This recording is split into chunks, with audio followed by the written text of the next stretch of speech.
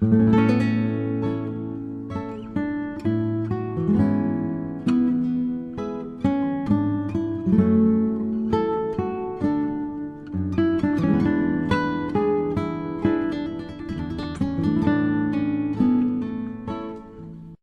question of origins is critical to our understanding of ourselves.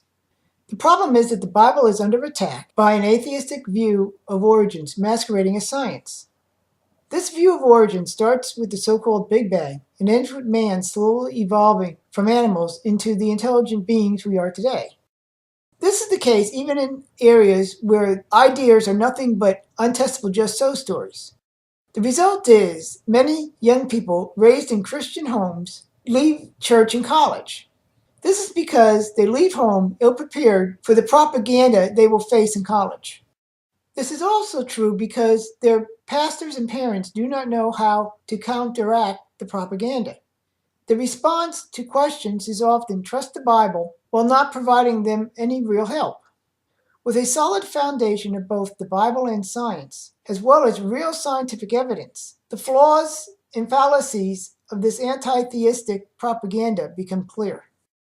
It is also highly important that parents and pastors do not try to stifle their curiosity and interest in science. Make sure they have the tools needed to know truth from error. The reason that the Big Bang to Man story is essentially an atheistic view of origins is that God is excluded as a starting assumption. Despite this fact, some people try to place God into the Big Bang to Man story.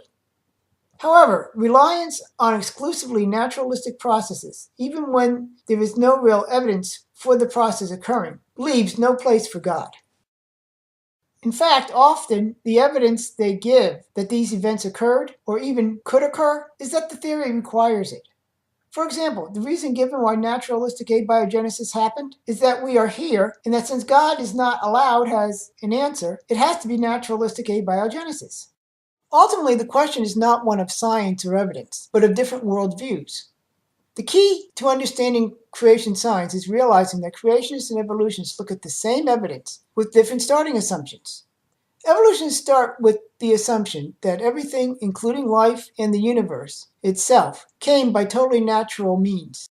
They start with the assumptions that the universe was not created by God, that there are no miracles or other supernatural events, that there is absolutely no intelligence or purpose behind the universe. Creationists start with the opposite assumptions, that there is an intelligence or purpose behind the universe, that it was created by God, and they recognize the possibility of miracles or other supernatural events. The discussion of creation versus evolution is often framed as religion versus science. However, in reality, it is religion versus religion and science versus science. Atheists will often deny that atheism is religious, but it requires at least as much faith as any other belief system. So what is a creation ministry? A creation ministry is an effort to defend the Bible and the biblical account from attacks made under the guise of science. This defense is usually made with the help of science. Creation ministries are largely apologetic in nature. Creation ministries help strengthen the faith of Christians by providing scientific evidence for the biblical account. Creation ministries help Christians to be ready to give an answer to every man that asketh a reason of the hope that is within you, in accordance with 1 Peter 3:15. I was born in New Jersey in 1964 to a Christian family. My father was an independent Baptist preacher, and I had a godly praying mother. Both are now with the Lord. I was saved in 1970 at the age of 5. I have a Bachelor's of Science degree in physics from Bob University. Despite this, I am a King James Bible believer. This is in part because, not being a Bible major, my exposure to Westcott and Hort propaganda was limited. As a result, God had far less damage control to do on me. Since graduating, I have continued to study and keep up to date on science in general and creation science in particular. I've published 2 papers in creation science peer-reviewed journals, Mars: A Testament to Catastrophe, published in the Answers Research Journal, and Entropy and Applied Energy, published in the Creation Research Society Quarterly. The Lord has called me into full-time creation science ministry. As a result of this calling, I am running Genesis Science Mission. Genesis Science Mission is a creation science resource The goal is to help show how real science supports the Bible, along with explaining general science principles to improve understanding. Evolutionists have taken control of explaining origins, not by having a superior theory, but by blocking out the opposition. Evolution is the only view of origins most people see, because it is taught as proven fact, even though it is not. The scientific establishment largely has control over publishing, employment, research grants, and research facilities. As an example, Richard Sternberg, a devout evolutionist, was persecuted for publishing an intelligent design paper in the journal that he edited. This included him losing his job. A paper entitled Biomechanical Characteristics of Hand Coordination in Grasping Activities of Daily Living was written by a team of 4 researchers, 3 of which were from China.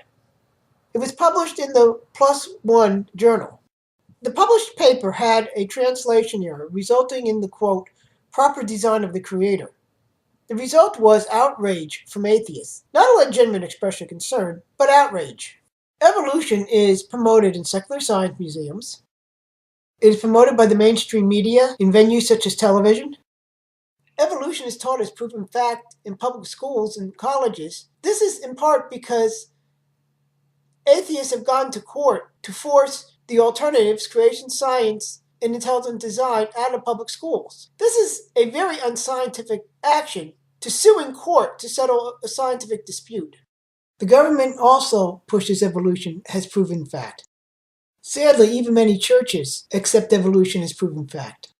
Today, the only story of origins most people hear, even Christians, is the atheistic mythology of Big Bang to man evolution. This atheistic mythology is promoted as science and proven fact in schools, colleges, and almost every place else. The result is that the average person is bombarded with atheistic mythology promoted as science. And most people are not equipped to handle the constant propaganda. As a result, they are indoctrinated into thinking of Big Bang to man evolution as scientifically proven fact that only an ignorant religious zealot would question. This evolutionary indoctrination tends to lead people one of 3 ways: atheism, New Age theism, or compromising Christianity that reinterprets the Bible to force it to fit the atheistic mythology. Showing the truth of biblical creation removes the evolutionary roadblocks to repentance of sin and accepting Jesus as Savior. It opens an opportunity to reach people for Christ who would otherwise be closed to the gospel. It also has a profound effect on what one believes in other areas. With politicians, it has a huge effect on their politics. With maybe a few exceptions, all of the worst laws and court rulings result from the acceptance of evolution.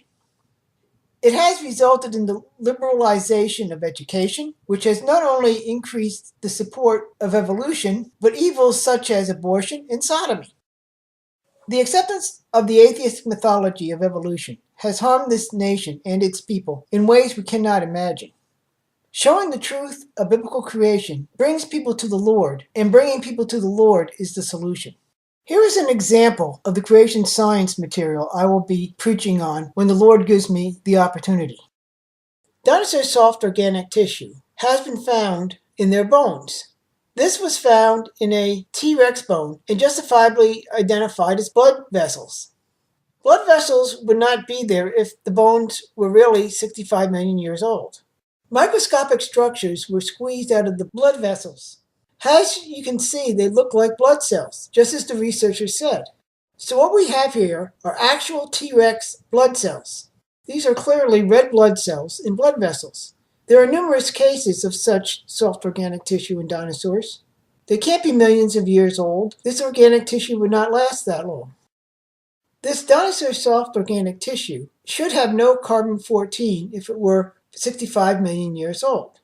This is because no sample over a million years old should have any carbon-14 because it decays too fast.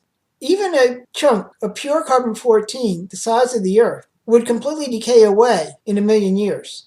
Not only are measurable amounts of carbon-14 found in dinosaur soft tissue, but throughout the fossil record as well. It is also found in diamonds, showing that this material is only thousands of years old, not millions. I would like to leave you with 1 Timothy 6:20-21. O Timothy, Keep that which is committed to thy trust, avoiding profane and vain babbling, in opposition of science, falsely so called, which some professing have erred concerning the faith. Grace be with thee. Amen.